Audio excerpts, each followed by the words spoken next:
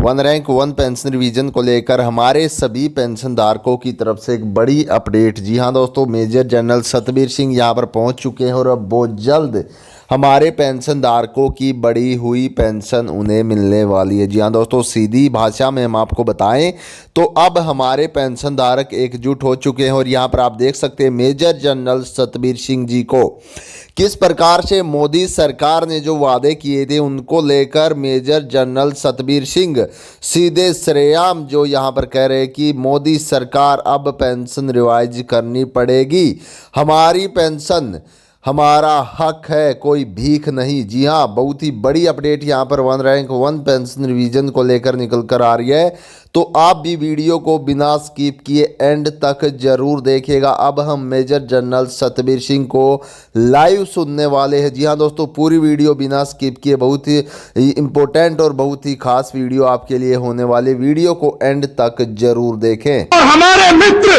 जो आए हैं, आज एक बहुत अच्छा दिन है कि इस प्यारी रेवाड़ी की धरती पर हम सब मिलकर एक अपने देश की जो अखंडता है और देश का जो सिक्योरिटी है उसके बारे में बातचीत करें। सुधा यादव जी ने जब यह बताया कि एक नेशनल सिक्योरिटी के ऊपर एक रैली आयोजित की जा रही है, आप सब मेरे पूरे सैनिकों, आओ हम देश के सभी साथियों को ये यकीन दिलाएं कि ये पूर्व सैनिक और हमारे बच्चे जो सैनिक तैनात हैं वो देश के लिए अपनी जान की कुर्बानी कर देश के चप्पे चप्पे को हम बचाएंगे। आओ मित्रों, सब मिलकर बोले कि देश के चप्पे चप्पे पे हम जिंद जवानी मारेंगे। आओ मित्रों बोलो, देश के चप्पे चप्पे पर हम जिंद जवानी मारेंगे।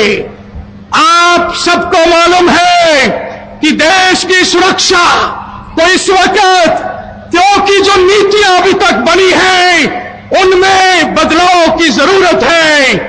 सबसे पहले अगर देश सुरक्षित है तो आपका कारखाना चलेगा, आपकी बाकी रोजी रोटी बनेगी।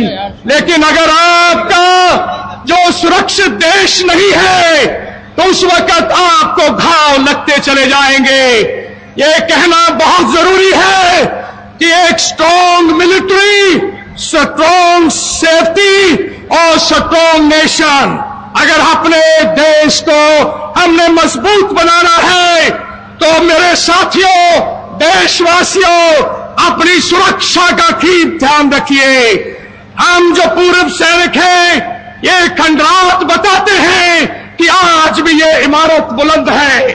तो आओ मेरे भाइयों, हम देश के अपने वासियों को आज के दिन ये हम यकीन दिलाना चाहते हैं कि हम सब मिलकर अपने देश को सुरक्षित और बनाएंगे। जब मैं ये कह रहा हूं तो मैं ये भी कहना चाहता हूं कि पिछले 65 साल से जो भी सरकारें आई हैं उन्होंने सुरक्षा के ऊपर कुछ ध्यान कम दिया है या उनकी पॉलिसीज को और सक्षम बनाने की जरूरत है।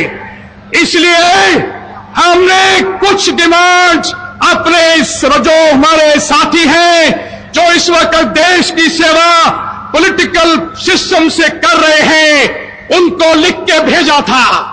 हमने सभी पॉलिटिकल पार्टीज के प्रेसिडेंट्स को चिट्ठी लिखी थी कि हमारे देश की ये कुछ डिमांड है, अगर सुरक्षा को मजबूत करना है तो अपना रवैया बताइए। इस जो चिट्ठी है ये सभी पार्टियों को दी गई, कांग्रेस को भी दी, बीजेपी को भी दी और बाकी सबको दी। आज मैं खुशी से ये कहना चाहता हूं कि और किसी पार्टी ने अभी तक हमें जवाब नहीं दिया, सिवाय भारतीय जनता पार्टी ने।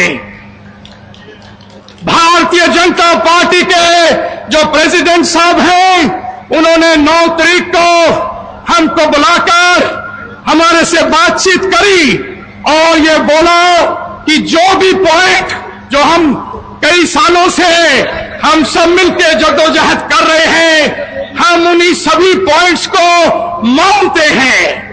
दूसरी बात, जिसमें वन रैंक वन पेंशन सबसे ऊपर है, उन्होंने ये भी बोला कि अगर हम इन सभी डिमांड्स को अपने जो हम बनाएंगे एजेंडा मैनिफेस्टो में डालेंगे। और तीसरी बात उन्होंने कही कि अगर उनकी सरकार बनती है तो वो जल्दी से जल्दी सभी उन पॉइंट्स को लागू करेगा।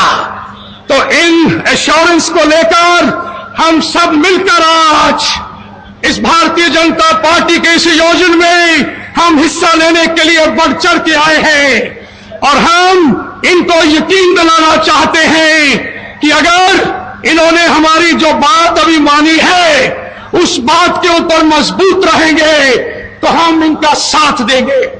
तो ये बात कोई भी इसी तरह कोई और भी कहे, लेकिन किसी और ने अभी तक नहीं कहा। आओ भाइयों, आज सब मिलकर अपने देश को अगर सुरक्षित बना रहे हैं तो आओ हम सैनिक का जो मुड है उसको सडौल बनाएं। चाहे वो हमारा वेपन सिस्टम, हमारे फौजी जो नौकरी कर रहे हैं उनके लिए है, या हमारे पूर्व सैनिक जो लास्ट जो है फेज इस प्रोफेशन का उसको बता रहे हैं, तो उनका मनोबल को और तेज करना है। ये सब आप भारतवासियों, आप सब मिलकर ये सारी चीज को इस नतीजे पे पहुंचाना है कि हमारी सुरक्षा को कोई भी बुरी आंख ना कर सके।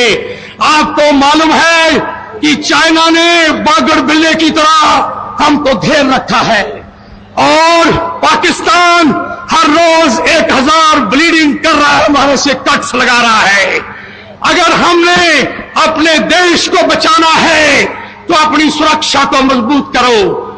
दूसरी बात जो मैं कहना चाहता हूं वो ये है कि जो पूर्व सैनिक हैं वो 35 साल से रिटायर हो जाते हैं, उनके पास 50 साल की और उम्र अवेलेबल है।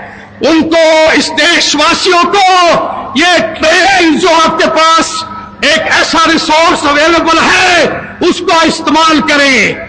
हाँ, गवर्नमेंट के अंदर भी, पार्लियामेंट के अंदर भी हमारे अच्छे पूर्व सैनिक, उनको लाइए ताकि हमारे देश को एक डिसिप्लिन सिखाया जाए कि किस तरह से पार्लियामेंट चलती है। तो हम ये गुजारिश करेंगे कि हमारी ये पॉलिटिकल पार्टी भी, इसकी बात भी बारी साहब ने राजनाथ साहब से करी थी और उन्होंने इसका भी आश्वासन दिया है। तो इन सब बातों को कहते हुए आज समय कम होने के कारण और भी लोगों ने बोलना है, मैं दिल तह से बीजेपी का अभी दिल तह से नमस्कार करता हूं और धन्यवाद करता हूं सुधा जी का, अभिमान्यु जी का, जिन्होंने हमें मौका दिया कि आप सबसे बातचीत करके हम इस देश को मजबूत बनाने में हिस्सा दें। भारत माता की, भारत माता की, भारत माता की। सैनिक एकता, सैनिक एकता।